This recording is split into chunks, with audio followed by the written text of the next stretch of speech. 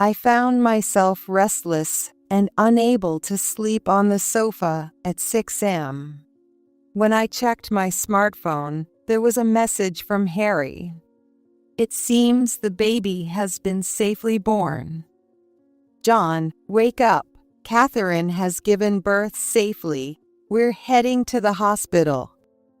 I woke my husband sleeping next to me, and we quickly started getting ready. Catherine, Harry. When we arrived at the hospital room, besides the two of them, there was another new little life that I had to call by name. What's its name? Have you decided? No, we hadn't even asked the gender, so we decided to choose a name after the baby's birth. By the way, it's a girl. That's wonderful. I hope you can find a lovely name for her. Our granddaughter was asleep in Catherine's arms on the bed. Seeing her, I was reminded of Catherine as a baby. Mom, do you want to hold her? Can I? Then let me hold her. Her sleeping face, her weight, her smell, everything was just like Catherine's. Her adorable, innocent appearance naturally made us smile. Look, it's Grandma Mary and Grandpa John. Just as I was about to pass the little one to my husband, it happened. His face was drenched in sweat, and his body shook violently. What's wrong? Don't bring that child close to me. What was happening? Thinking I might have misheard, I looked at their faces, and both of them had their eyes wide open. It was clear that this was not a misunderstanding. What are you saying, Dad? Are you feeling all right? No, it's different. I feel an intense heat from that child. I don't want to remember, but it's like the terrible heat from that fire. John, is there anything I can do to help? My husband John is blind. 3 years ago, there was a major fire at the chemical plant where he worked, and unfortunately, he suffered burns to his eyes. Fortunately, he survived, but since then, he has lost his sight. Mary, I'm okay for now. But his spirit remained untouched by these trials, still bright and kind. The amount of pain, conflict, and effort that went into it is unimaginable. One can imagine, but to say they truly understand would be a lie. Call me anytime if you need anything. I'm used to it by now. You can relax a bit. He always says that, but he never truly feels at ease, always worrying both physically and mentally. Yet, despite his misfortune, my husband has a peculiar talent. Through conversation, he can glimpse the true intentions of others. He says, it's just a sense, not a superpower, but to an outsider, it might well seem like a remarkable ability. It's well known that blindness can heighten other senses, and there are theories to support this. In John's case, his already keen sense of other people's emotions seemed to have sharpened even more after losing his sight.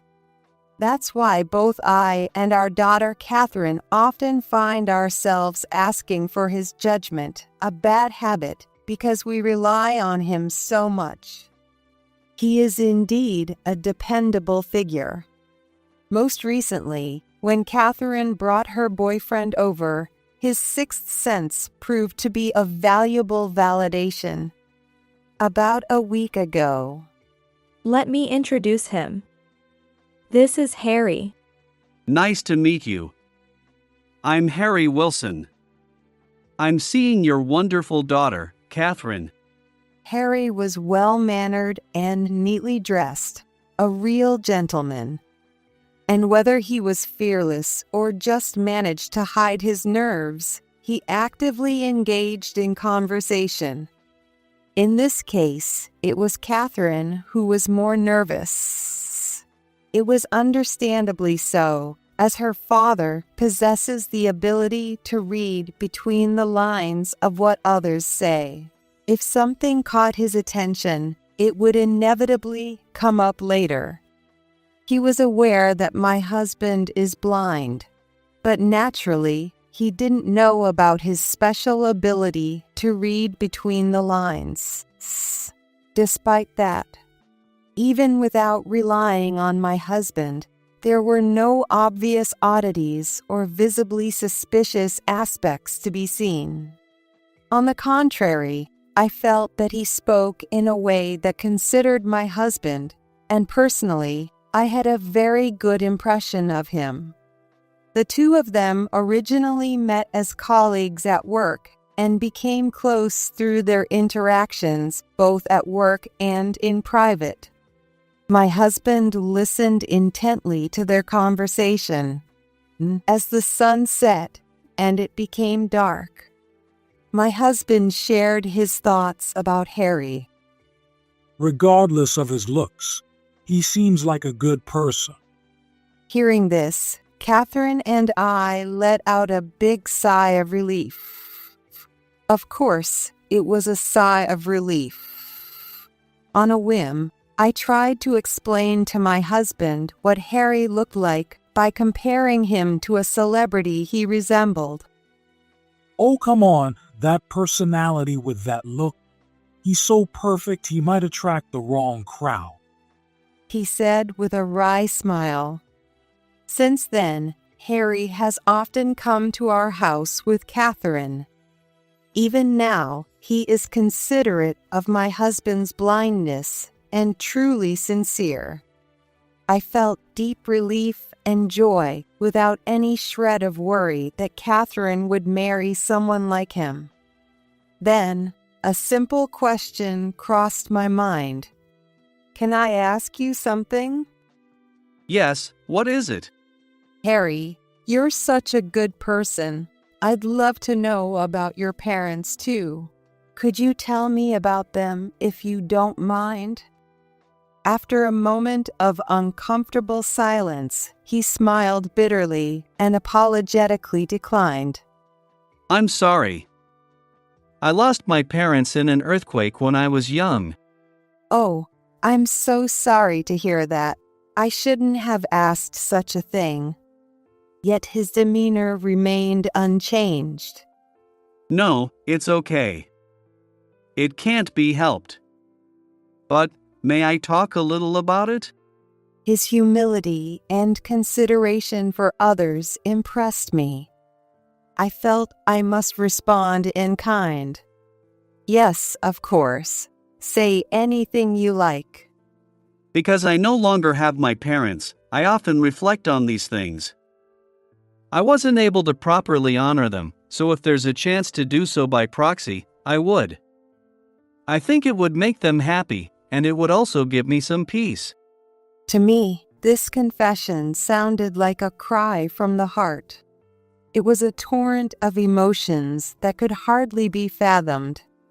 So, it might sound strange, but I see some of my parents in you.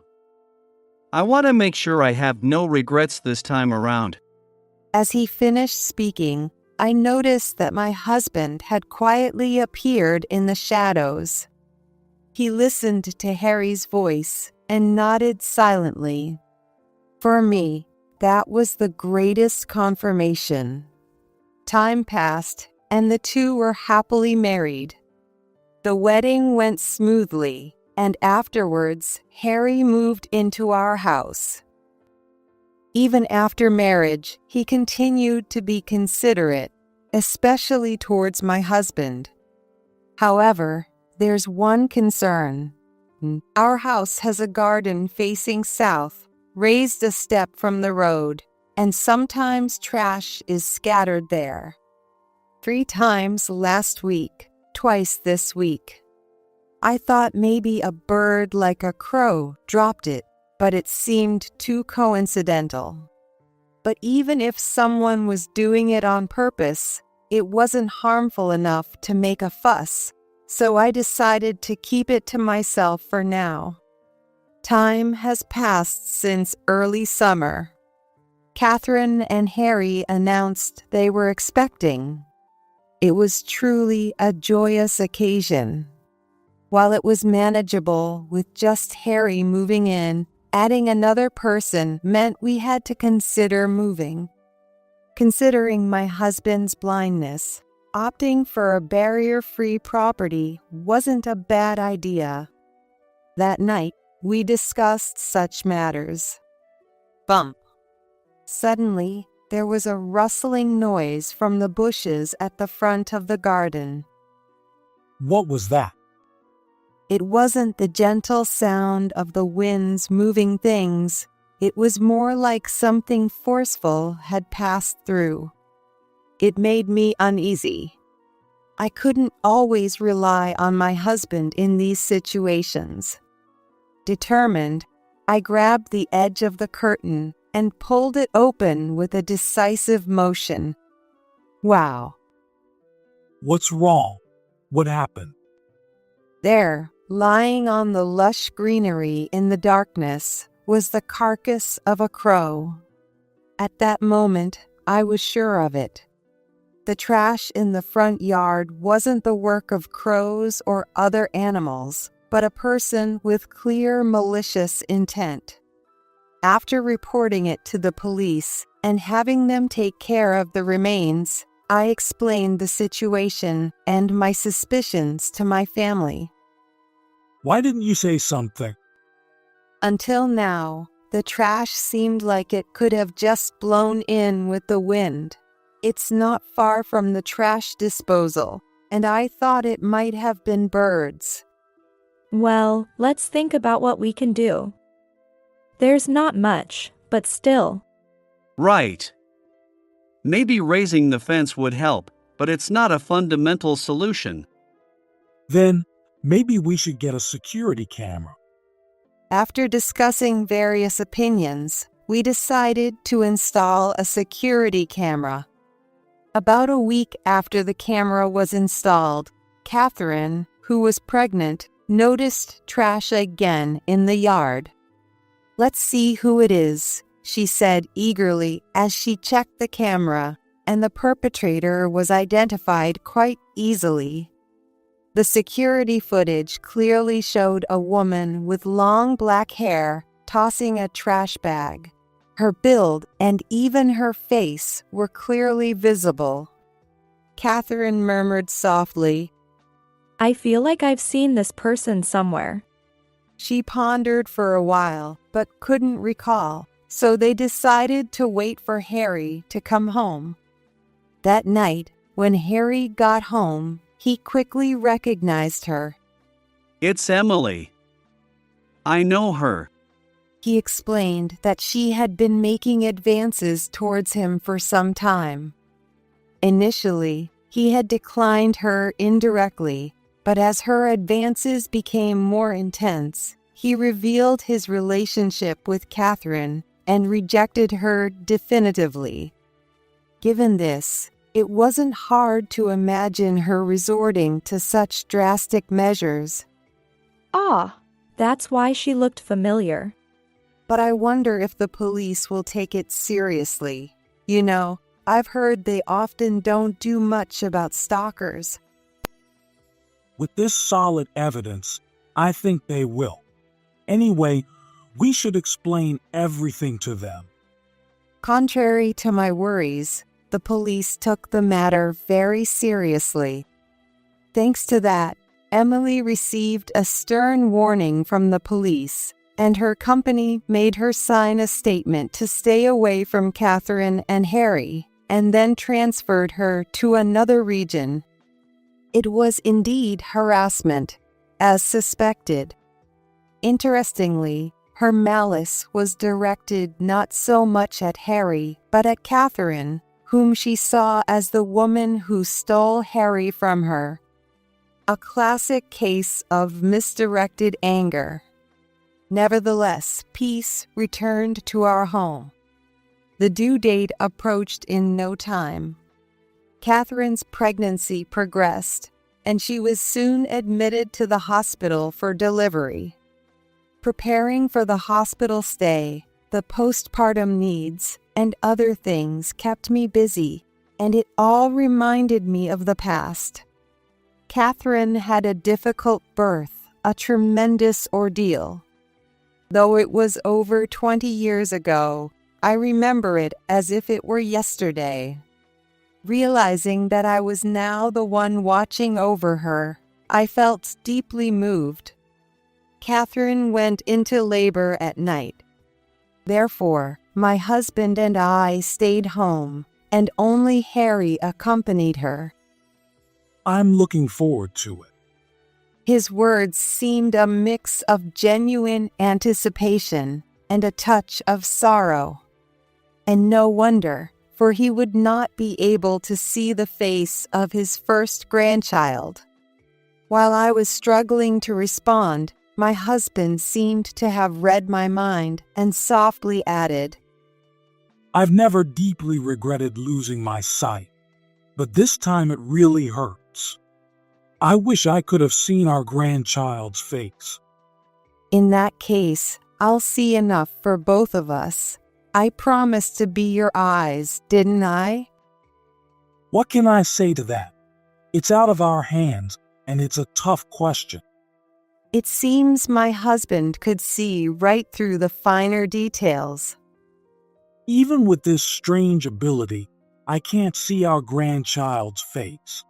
Mary, would you join me for a drink? Yes, of course. That would be fine. There's only so much I can do. If soothing him with a drink helps, I'm more than willing to do so. Restless and unable to sleep, I found myself on the sofa at 6 a.m. When I checked my smartphone, there was a message from Harry. It seems the baby has been safely born. John, wake up. Catherine has given birth safely. We're heading to the hospital. I woke my husband sleeping next to me, and we quickly started getting ready. On a weekday morning, the hospital seemed quieter than usual. There were few people around, and some in pajamas, likely patients, were at the store. Among them, a shadow that seemed suspicious without saying why caught my attention. This figure didn't seem inherently suspicious, but there was something distinctly out of place about it. My husband sensed something too. Something feels off. Is someone there? When I mentioned the figure, he murmured, "Don't go near recklessly," and tapped the floor with his cane. I took my husband's hand and began walking, glancing back at the figure. Catherine, Harry. When we arrived at the hospital room, besides the two of them, there was another new little life that needed a name. Good morning, you two. How are you feeling? Good morning. We're fine. The baby is healthy too. That's great. As he said this, my husband grimaced, so I quickly had him sit down. Asking if he felt unwell, he seemed fine, so we decided to share our joy instead. What's the name? Have you decided? No, we hadn't even asked the gender, so we decided to choose a name after the baby's birth.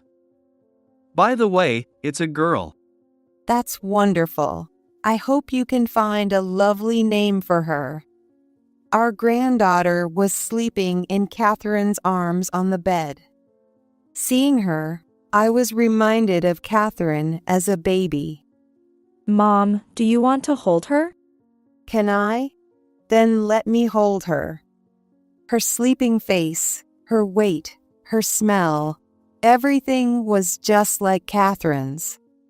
Her adorable, innocent appearance naturally made us smile, Look, it's Grandma Mary and Grandpa John. Just as I was about to pass the little one to my husband, it happened. His face was drenched in sweat, and his body shook violently. What's wrong? Don't bring that child close to me. What was happening? Thinking I might have misheard, I looked at their faces, and both of them had their eyes wide open. It was clear that this was not a misunderstanding. What are you saying, Dad?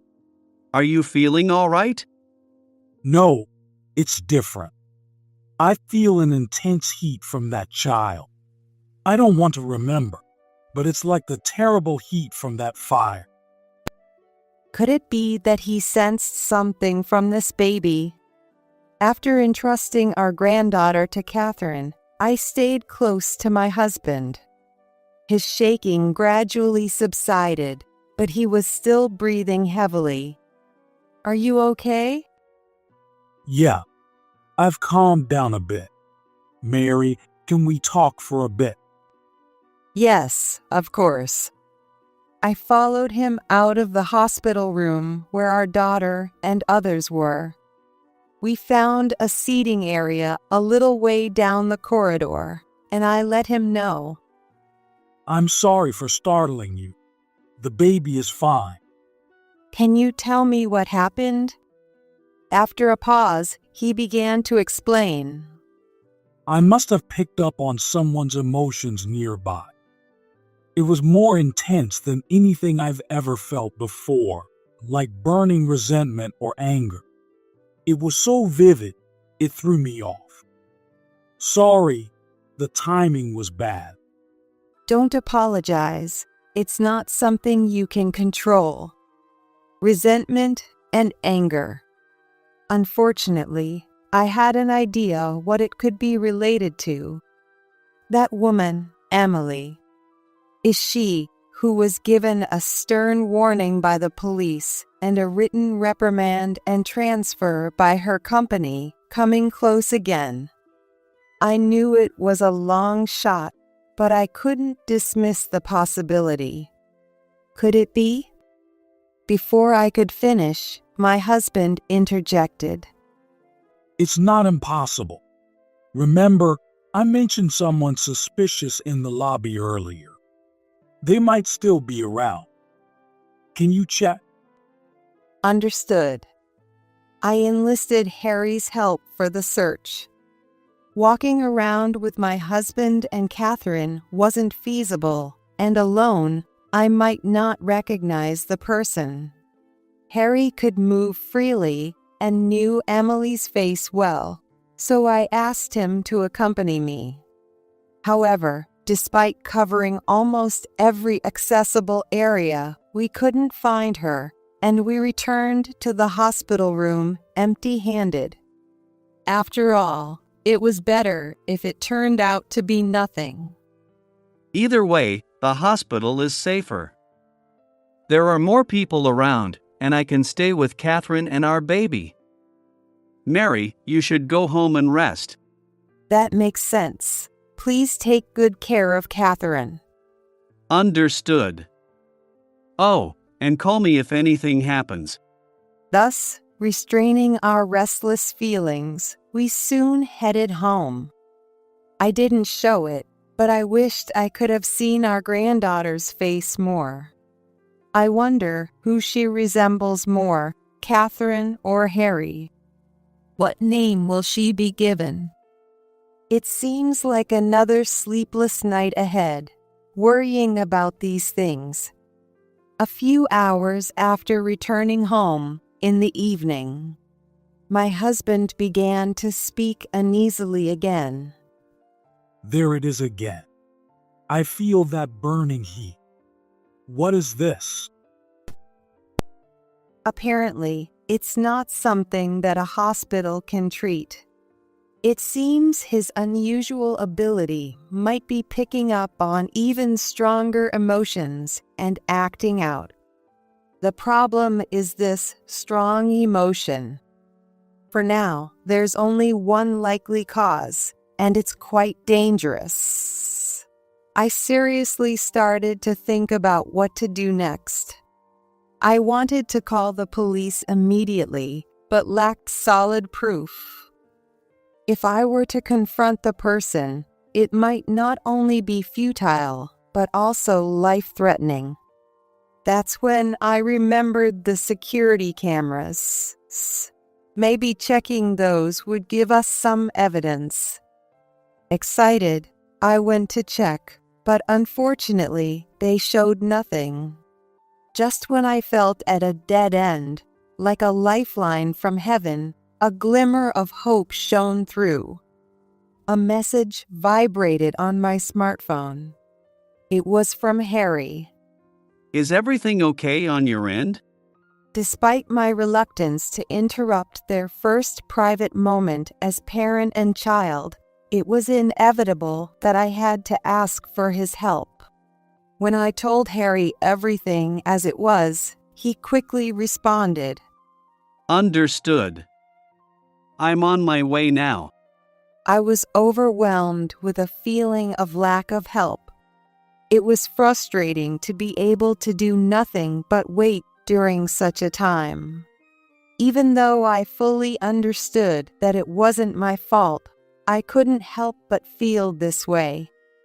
About 30 minutes later, Harry came back.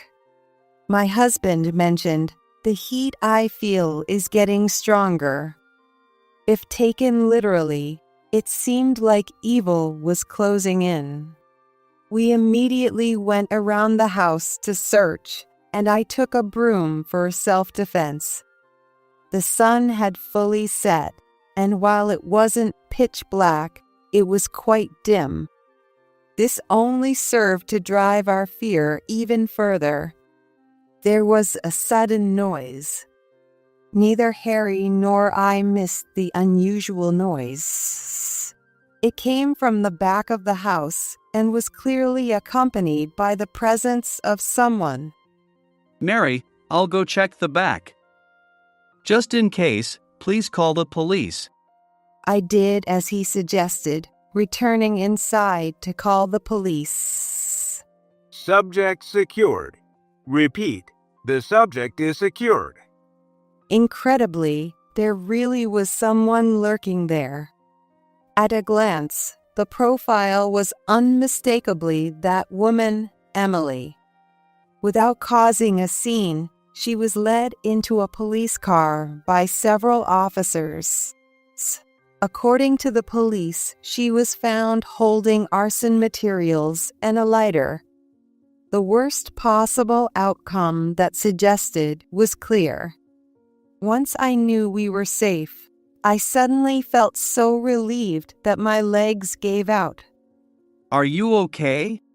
Yes, I'm fine. My legs just went weak with relief. Harry's brave actions were commendable, but without my husband's unusual ability, who knows what could have happened. My husband, meanwhile, had calmed down completely and returned to his usual cheerful self. There's a lot to process, but I guess it all turned out all right. Maybe I'm more incredible than I thought. More than you think. It's practically supernatural. Yeah. If I were younger, maybe I could have used it to help people more. I later learned that Emily had indeed tried to infiltrate the hospital where Catherine was staying, looking for a chance to cause harm. Worse still, this time her target was not Harry or Catherine, but our newborn granddaughter. Behind it all was a selfish grudge fueled by rumors at her transferred location that she was stalking and sent there, forcing her to resign due to losing her place. But on the day, overwhelmed by the presence of so many people, she abandoned her plan and decided to set our house on fire instead. The heat my husband felt was undoubtedly this evil intent. After she was taken away by the police, she awaited the appropriate legal punishment. Just when I thought true peace had arrived, something unexpected happened. Suddenly, people claiming to be Emily's parents showed up. We are very sorry for the trouble our daughter caused. When she is released, we'll take her back home and keep a close watch on her. It seemed they weren't exactly seeking forgiveness, but my husband was not home. He had gone that morning with Harry to pick up Catherine from the hospital. While their sincerity was apparent, I couldn't quite grasp the true intent behind their words. Naturally, I didn't invite them in, but managed the situation at the door and then saw them off. Afterward, a chilling question sprouted in my mind. Why did they know where our house was? Realizing this, I decided it was essential to expedite our previously considered plans to move. After Catherine safely returned home and our family grew by one, I didn't hold back in explaining everything that had happened. With things like this happening, we really need to move quickly. My husband took the lead, and together with Harry and me, we set out to sense the energy of various places. Fortunately, we all agreed on a nice plot of land and house that felt right, so we decided to live there as a family of 5. I realized for the first time that I hadn't fully believed in my husband's special ability. But after this ordeal, he proved he could save the lives of our entire family. This is no longer just a special skill, it might truly be a supernatural ability. The new house is a comfortable, barrier-free property. It's not only kind to my husband, but also to our new family member, Sophia. This should give some peace of mind to me, Catherine, and Harry as well.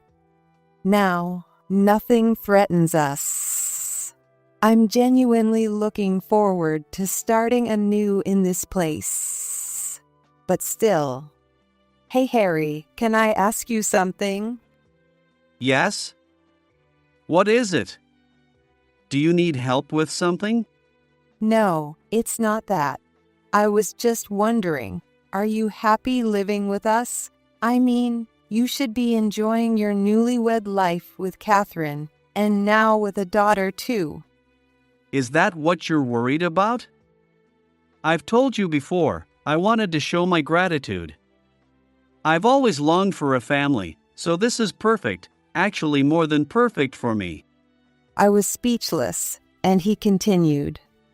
Also, I'm deeply grateful to both of you. Grateful? Yes. If it weren't for John, who knows where we would be now?